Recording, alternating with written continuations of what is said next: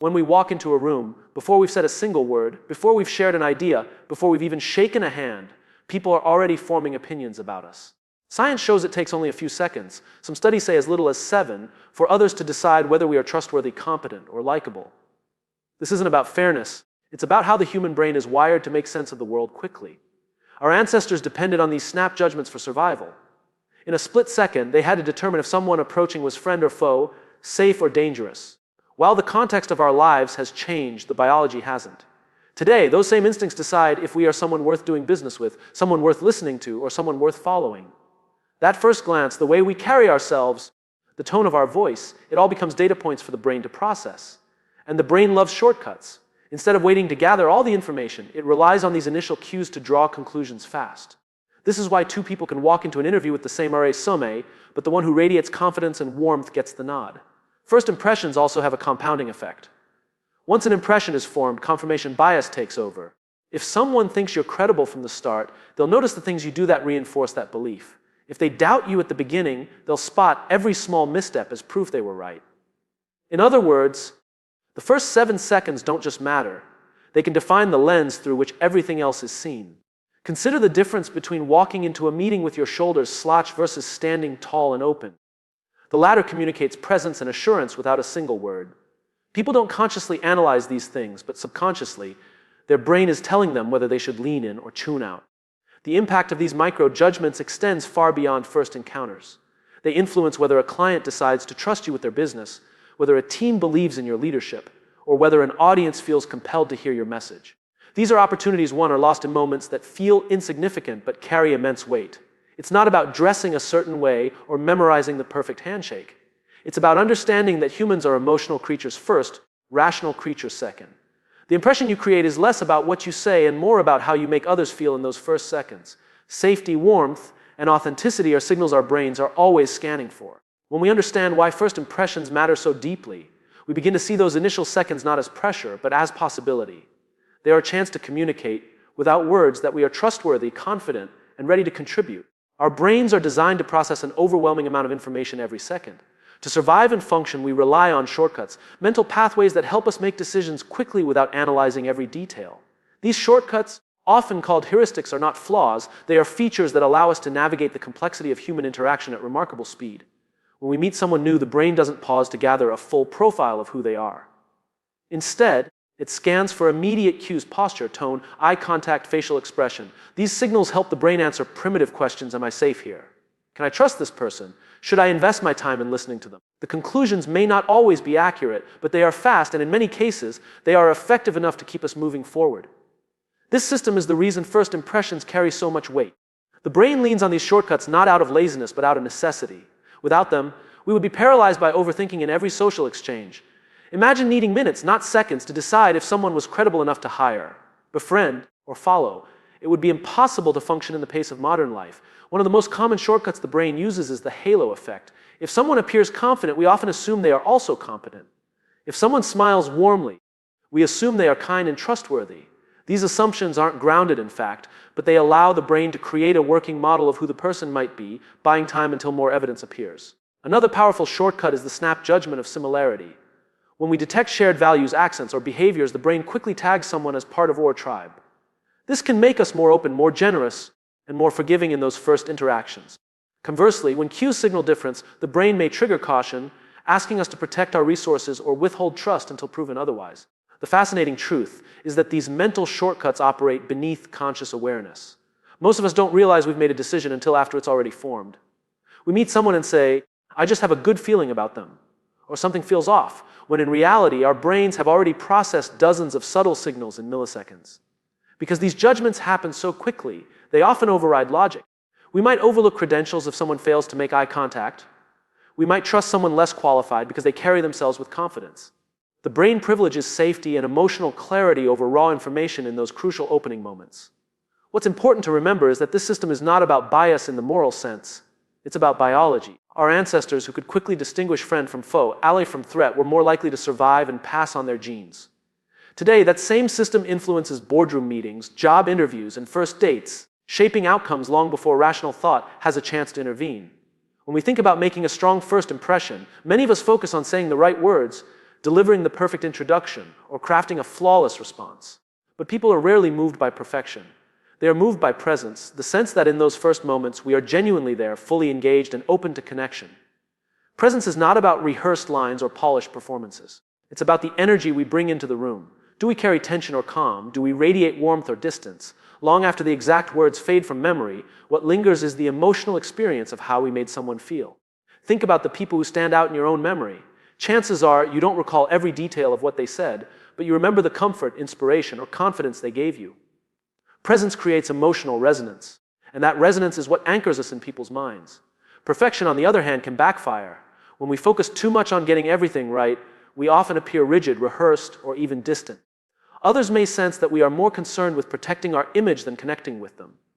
Presence requires vulnerability, the willingness to be seen as we are rather than as we think we should be. One way presence shows itself is through attentiveness. When we listen deeply, maintain eye contact, and respond with authenticity, we communicate respect. That respect makes others feel valued, and in return, they value us. It's not about having the cleverest thing to say, but about showing someone they matter in the moment. Presence also comes through in how we hold ourselves. Open posture, steady breathing, and grounded movements all signal confidence without arrogance. They show that we are comfortable enough in ourselves to make space for others. This nonverbal presence is often more powerful than any carefully chosen phrase. What makes presence so impactful is that it turns ordinary interactions into meaningful ones. A handshake, a greeting, a brief introduction. These are small acts, but when infused with presence, they leave a lasting imprint. People may not remember the details of the exchange, but they carry the feeling forward into how they view us. The truth is, presence is the real differentiator. In a world full of polished resumes, scripted pitches, and curated profiles, what cuts through is not perfection but humanity. People crave connection more than they crave flawless execution, and presence is the bridge that allows us to be remembered for how we made others feel. Trust is the foundation of every meaningful relationship, whether in business, leadership, or personal life. In the very first moments of meeting someone, our brains are scanning for signals. Does this person make me feel safe, seen, and respected? These signals are rarely verbal. They come through tone, posture, expression, and the energy we project. Warmth and authenticity are the most powerful of these signals because they quiet the natural human instinct to protect ourselves. Warmth communicates care. When someone smiles genuinely, when their voice carries openness rather than judgment, it tells us that we are not under threat. Authenticity amplifies that warmth by aligning words and actions. We can sense when someone is pretending, and the smallest inconsistency can trigger doubt. But when someone shows up as real, comfortable with their strengths and honest about their imperfections, it creates safety for us to be real too. Confidence is another important signal, but on its own, it can mislead. Confidence without empathy often reads as arrogance. A person may appear capable, but if they lack warmth, we hesitate to trust them. We might admire their skill, but we don't feel drawn to them. The absence of empathy leaves a gap, and that gap feels like distance. The most trusted leaders and communicators balance these forces. They project confidence so we believe in their ability, but they pair it with empathy so we believe in their intentions. When someone can say, "I know what I'm doing and I care about you," the combination is magnetic. We feel both safe and inspired, both respected and led. Think of the last person who made you feel instantly comfortable. Chances are, it wasn't because they had the sharpest suit or the most impressive resume. It was because they looked you in the eye, listened with genuine interest, and spoke with honesty. Those simple acts of warmth and authenticity send powerful signals that bypass logic and go straight to trust. On the other hand, think of someone who projected only authority. They might have been polished and impressive, but if they didn't show empathy, the connection likely felt transactional. We may comply with authority, but we only commit to those we trust. Confidence demands respect. Warmth earns loyalty. These signals matter because they shape the very first filter through which people experience us. In seconds, others decide if we are worth opening up to, worth collaborating with, worth following. And once that impression is made, it frames every interaction that follows. If we lead with warmth and authenticity, trust becomes the default setting rather than something to be earned later. Signals of trust are not grand gestures. They live in the everyday moments, how we greet someone, how we listen, how we react to a mistake. Warmth and authenticity are the currency of human connection, and when paired with confidence grounded in empathy, they create relationships that are not only productive but deeply human. Long before words are spoken, our bodies are already communicating. In fact, research shows that a significant portion of first impressions comes not from what we say, but from how we carry ourselves. Posture, eye contact, and micro-expressions are silent signals that reveal more about our confidence, openness, and intentions than any rehearsed introduction could convey. Posture is one of the clearest indicators of presence. When we stand tall with our shoulders open, we project confidence and approachability. A slouched stance, by contrast, can signal disinterest, insecurity, or even defensiveness. People often interpret posture unconsciously, but those interpretations shape whether they lean in to engage with us or pull back. Eye contact is another powerful tool. Steady, warm eye contact communicates attentiveness and respect. It tells the other person, I see you and you matter in this moment. Avoiding eye contact, on the other hand, may trigger doubt or distrust even if unintentionally. Too much intensity can overwhelm, but balanced, genuine eye contact creates instant connection. Micro-expressions, those fleeting facial movements that last only a fraction of a second, often reveal emotions more honestly than words. A quick smile, a raised eyebrow, or a tightening of the lips can all be read by the brain almost instantly. These subtle cues either reinforce the trust we're trying to build or undermine it, depending on whether they align with our spoken message. The challenge is that body language cannot easily be faked. We might attempt to force a smile or adopt a power pose, but if our internal state doesn't match, people sense the disconnect.